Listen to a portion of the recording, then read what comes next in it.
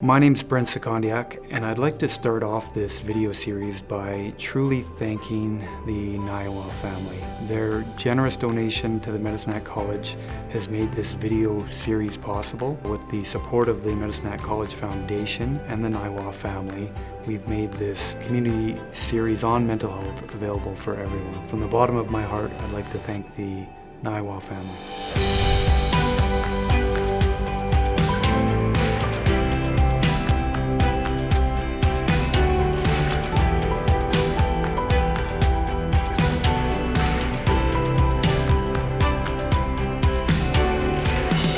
As a member of the Medicine Police Service, we respond to approximately 1,300 mental health calls for service a year. So it's just over 3 a day. And about 1/3 of those result in someone being apprehended and arrested under the Mental Health Act. We receive calls daily for really people who don't know what to do.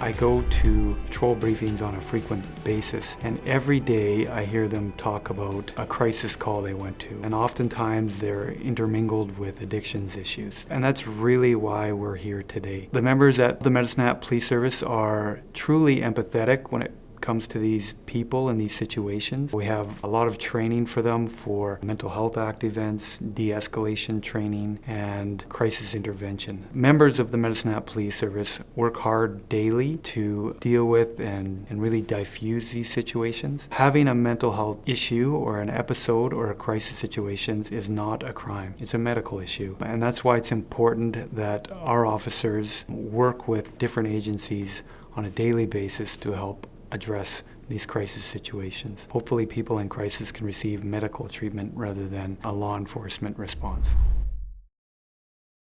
I was involved in a traumatic incident in 2006. It was a Richardson homicide. So I was a patrol sergeant that day, and I responded to a complaint of a young person who had saw what he believed to be a body in a window. So I attended to the scene. I was the first member there, and I'll never forget it. It was April of 2006, and I remember going to the house on Cameron Road, parking on the wrong side of the street, and walking up to the house with some of our equipment. And I remember looking through the window and seeing what I thought as well was bodies within the residence. So I called more of my patrol team. 4 other members showed up at scene. I sent one around to the back, and we'd made a decision at a time to enter the residence. And really what I saw inside of that house changed my life forever. So we went inside, and it was horrific. And there's bodies downstairs. I'll never forget, it was a 4-level split, and we were using our tactics, and we held part of the house, which means some people were clearing an area, and I was holding a stairway that went up to the top floor. And I remember seeing blood on the side of the wall, and I was quite nervous. I was pretty junior at that time, and I remember having my gun out, thinking, "Wow, if somebody comes out, I'm going to have to shoot them." It was a decision I had made immediately. We finished clearing the house, and of course there was a body of a deceased male, a youth in the house, and it was graphic, and it was really ingrained in my mind at that point forever. So myself and the other officers, 3 other officers that cleared the house, came out, and I think as police officers we're very well trained in crisis response, so that's going to the scene and dealing with it. After we had cleared the scene and there was no offenders or other victims in the house, I remember calling back to the Medicine Police Service and speaking to my supervisor at the time and updating him on what had happened. I remember driving from Cameron Road to the Medicine Police Service and crying the whole way and just bawling. It was hard, still hard to talk about it. But then I came back here and I had to give a briefing to the chief and the inspectors and all the supervisors about what happened before the major crimes team unit took over. So it was really difficult. And at that time in our service history, we had really little to no supports. So I believe we sat down as the members that were at scene, we had talked about it, and that's it. We went home and came back to work the next day. It was a Sunday day shift, I'll never forget it. It was difficult. So we had little to no mental health supports with the police service. I think that really affected me for years later. It probably took 10 years before I was even able to talk about it. I remember going to court probably 2 years after the incident, and I had kind of purged it from my mind. And I remember the Crown prosecutor showing me the pictures from the scene. And I broke down again, crying, and then I had to go testify about it later that day. And it was hard. It was at Queen's Bench Court here in the city, and it's an old courtroom, very historic, but there's no microphone, so you have to speak up. And I remember there was a jury and people in the gallery, and trying to recall what I had seen on that day. And I remember barely being able to talk because it was so traumatic and just affected me. So even after the court trial, it was difficult. And I think as a result of that, I became really withdrawn with my family. I was probably drinking too much, and I really focused on work. I was in the drug unit shortly thereafter, and I was at work here for hours and hours every day. And it wasn't until I had a deep and meaningful conversation with my wife that I realized that I probably had suffered from that traumatic incident. So I went and got help for that, which was beneficial, but I didn't realize really the red flags that were going on with me. I'm happy to say that over the past 15 years, we've done a lot to improve upon that with the Medicine Hat Police Service. We now have a psychologist that works here part-time. We have a program called CISM, or Critical Incident Stress Management. So every time there's a critical incident, such as a Richardson homicide or other graphic scenes, that the officers are required to come into a room and talk about what they've seen, and there's follow-up after that. They also have a program called Peer Support, and we have there's about 20 trained peer support members here at the Medicine Hat Police Service, and they really know how to deal with people. And they were identified by their peers as really leaders and people that are frequently spoken with. So we gave them the training, and people feel comfortable going to them and talking to them about their feelings and really how these calls made them feel. I'm proud of our officers, how professional they are when they go to these crisis calls, and there's still more we can do about dealing with the aftermath of those traumatic and critical incidents. So we've come a long way in the past 15 years, and there's really some new programming and new events that we have coming out in the near future, and I'm excited to see what that looks like. But looking back on the Richardson homicide, I created a bond with those other 3 officers that were there that I'll never forget, but there's a lot more we probably could have done as a service and as a peer unit to support each other. So if I could change one thing, it would be about that day. It would be bringing my coworkers and my friends in and making them go get help and making them talk to their families about it. It would have been a huge benefit to me. Secondly, I've had an incident with my immediate family. I have a family member that suffers from a mental health issue. And it was difficult for me, number one, to admit that, and number two, to know who to call. So there was 2 specific incidents where my family member was suicidal, and I didn't know who to call. I felt shame and embarrassment, and I was very stressed about who to call. So I ended up calling the police service on 2 separate occasions to deal with my family member. That was very difficult for me, and I know a lot of people in the community who are involved in mental health programming, and I was lost in the whole system. So I feel it's important that even myself, as someone who's inside of the system and involved in policing, that if I don't know who to contact during a crisis situation, and I felt that shame and embarrassment, I can't imagine what somebody in the public would feel like if it were to happen to them. So that is really the driving factor for me speaking about this today. It took me several years to really realize that I wasn't well and I was sick and I was dealing with it poorly. And I think that was probably the first step, was realizing that I need help. But it wasn't me, it was my family and my peers.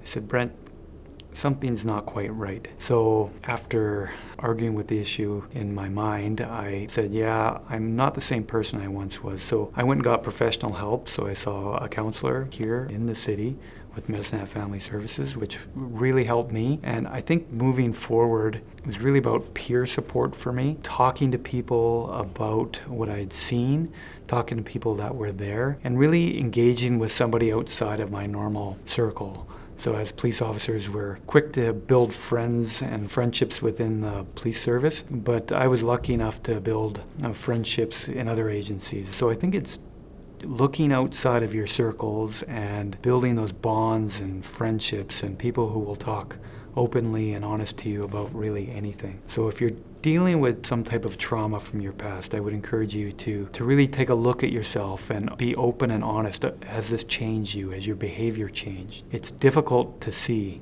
but ask your family, ask your friends. Has my behavior changed? Am I responding differently? And if it is, go get help. There's professional help, many in the community that can help you, and then talk to people about it. Talk to your family, talk to your friends, and talk to your peers about what you went through. For me, that healing helped and worked, and I'm now able to talk about it much more easily than I could 10 or 15 years ago. So in my mind, it's the ongoing conversation and really having that courage to look at yourself, to see if it's affected you, and to ask for help. Even I needed help, and it's difficult for police officers to call outside of our circles and look for help, and I'm glad that I did.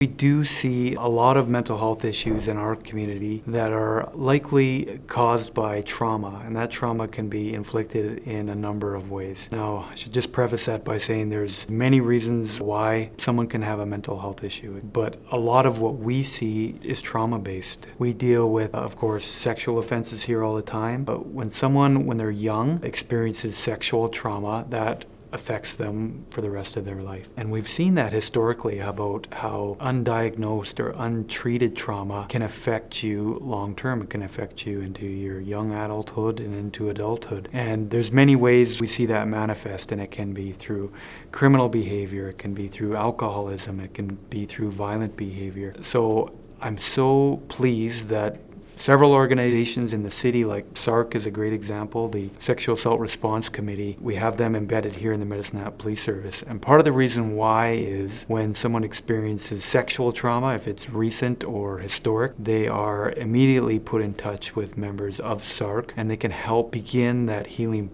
process, because any type of trauma, especially sexual trauma, will affect anyone for their entire life. And we really see that affect people's mental health long term. I think as police officers, part of what we see, and it's really anecdotal, but for sure locally, and I've heard the stories nationally, that part of the reason we're seeing increased rates of mental health and violent encounters, a lot of it is because of the breakdown of the traditional family. When I say that, I don't mean separated couples or divorce. That happens frequently, and there's some amazing people come from it. As police officers, we see intergenerational families where the raising of children isn't done with the best of intentions. There's drug use in the home, there's no discipline, and that can really affect the development of young children.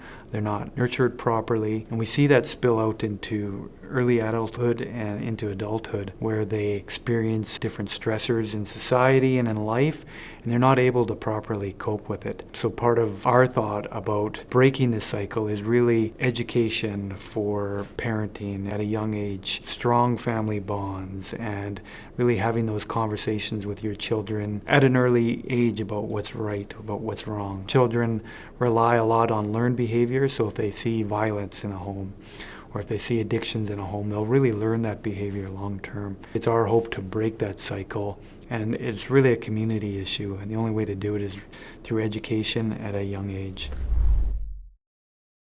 There are several services available in the city of Medicine Hat for a crisis response. If there is a true crisis in the community and somebody's life is in danger, or the life of someone else, then the Medicine Hat Police Service is always available to respond to these calls. Several years ago, we started up a team with Alberta Health Services called the PAC team, the Police and Crisis Team.